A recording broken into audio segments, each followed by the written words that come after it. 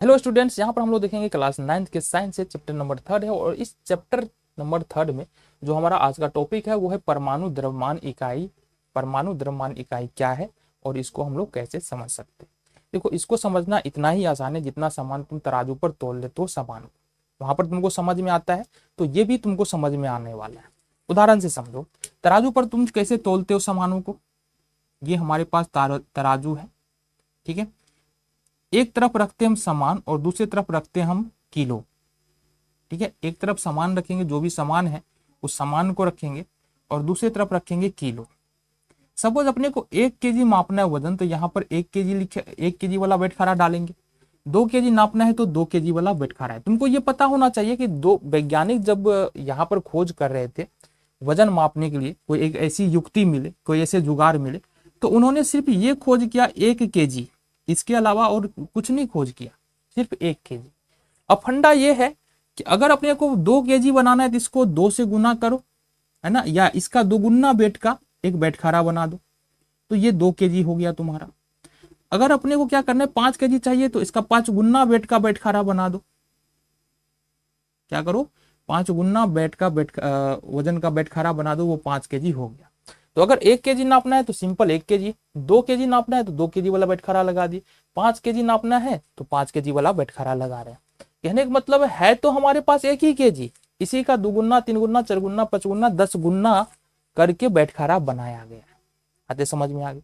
मतलब हमारे पास 1 ही केजी का जो इकाई है, द्रव्यमान मापने की इकाई जो है केजी, वो एक ही हमारे पास। इसकी तुलना में ही बाकी सारे वेटों को, 1 केजी को, 2 केजी को, 3 केजी या 4 केजी द्रव्यमान को हम लोग क्या करते हैं, माप लेते। अब समझो, यहाँ पर केजी जो है ये बड़े वस्तुओं का द्रव्यमान मापता है। लेकिन एक बात बताओ, परमाणु का जो द्रव्यमान होता है, कितना द्रव्यमान होता है, एक अनुमान लगाते हैं। हाइड्रोजन परमाणु के द्रव्यमान पर विचार करते हैं, ठीक है जी। हाइड्रोजन परमाणु का द्रव्यमान देखते हैं कितना होता है। इसका द्रव्यमान होता है 1.7673 गुने 10⁻⁻23 ग्राम, ये इतना होता है। अब तुम बोलोगे ये कितना होता है, ये तो दिख रहा है ना कि 1.673। बाबू इतना ही नहीं होता है, ये होता है तुमको 1.673 करो और इस पर 1 पर 0 डाल दो 23, अब इससे डिवाइड कर दो। अब इसके बाद जितना आएगा ना वो तुम्हारा हाइड्रोजन के परमाणु का द्रव्यमान। कहीं ना कहीं क्या करेंगे, कहीं ना कहीं ये जो भाग देने के बाद जो आएगा वो बहुत छोटी संख्या होगी। क्या होगी, बहुत छोटी संख्या होगी। तो अगर इतने छोटे स्तर पर मापने के लिए जब बैठखारा लगाए तो कौन सा बैठखारा लगाएंगे, कौन सा हम वेट मापेंगे। क्या 1 केजी से न पाएगा, 2 केजी से न पाएगा, 100 ग्राम से न पाएगा, या 50 ग्राम से न पाएगा, बिल्कुल नाप नहीं सकते। तो समस्या यही थी कि फिर हम परमाणु के द्रव्यमान को मापे कैसे। यहीं पर जन्म होता है परमाणु द्रव्यमान इकाई की। अब ये क्या है, अब समझना है। देखो, परमाणु द्रव्यमान इकाई क्या है। जिस तरह से वेट मापने के लिए हम लोग वैज्ञानिकों ने क्या किया, केजी को अस्तित्व में लाया, है ना। जुगाड़ क्या लगाया कि भाई एक फिक्स वेट होना चाहिए हमारे पास, जिसकी तुलना में हम और दूसरे वस्तुओं का वेट को क्या करें, माप सके। इसी तरह से वैज्ञानिकों ने क्या सोचा कि हमको छोटा वेट मापना है ना, तो इसका यूनिट भी छोटा होना चाहिए, है ना। छोटे वजन को यूनिट बना लेते। इसके लिए वैज्ञानिकों ने चुना कार्बन के समस्थानिक होता है, 3 समस्थानिक होता है, कार्बन 12, कार्बन 13, कार्बन 14।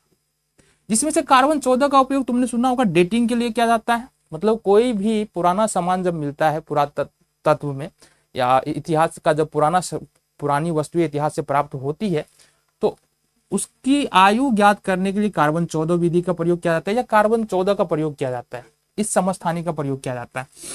कार्बन 12 का प्रयोग जो है ना, वैज्ञानिकों ने फिक्स किया कि कार्बन 12 का प्रयोग हम लोग करेंगे किसमें, परमाणु द्रव्यमान को ज्ञात करने के लिए, ठीक है। मतलब हम जो तौल बना रहे हैं ना, केजी फिक्स कर रहे हैं ना, इकाई जो बना रहे परमाणु मापने की, उसको हम लोग कार्बन 12 से बनाने वाले। कैसे बनाने वाले, तो वैज्ञानिकों ने क्या किया कि कार्बन 12 के परमाणु के द्रव्यमान को ज्ञात किया प्रयोग के द्वारा। क्या किया, परमाणु प्रयोग के द्वारा कार्बन 12 के परमाणु के द्रव्यमान को क्या किया, ज्ञात किया। जो निकला 1.9926 × 10⁻⁻23। कितना निकला 1.9926 10⁻⁻23। ये किसका द्रव्यमान है बाबू? कार्बन 12 के परमाणु का द्रव्यमान है। बातें समझ में आ गई? अब समझ, वैज्ञानिकों ने कहा कि ये द्रव्यमान भी बहुत ज्यादा है परमाणु के वजन को मापने के लिए, ये इकाई भी बहुत ज्यादा है। अब तो समझो, हम कहने का मतलब है कि ये 10⁻⁻23 है, इसका मतलब इसमें भाग देना पड़ेगा हमको 1/23 जीरो रख करके, तो वो बहुत छोटा आ जाएगा नंबर। लेकिन वैज्ञानिक ने कहा ये भी बहुत बड़ा है, तो इसका एक काम करो, इसको 12 भाग में बांट दो। इस वजन को 12 भाग में बांटो, इसको 12 भाग में बांटो। अब जो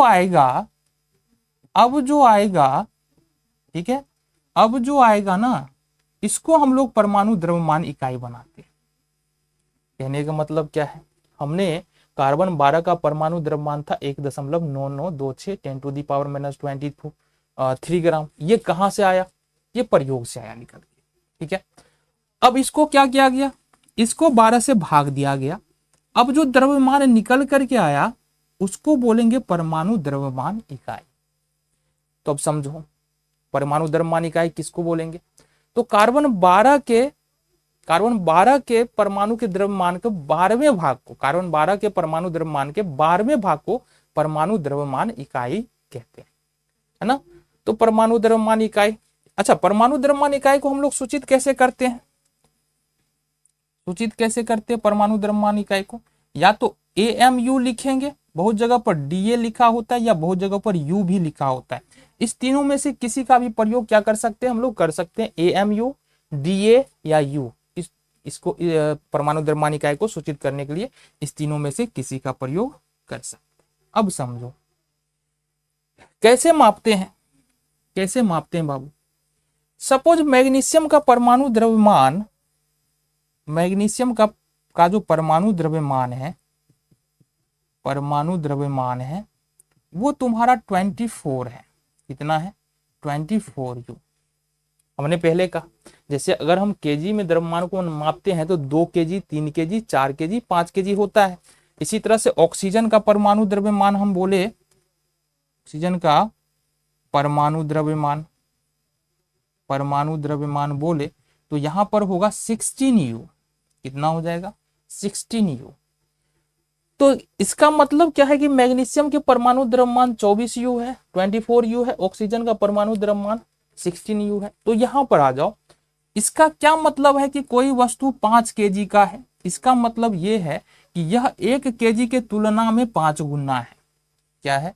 यह 1 kg की तुलना में 5 गुना है।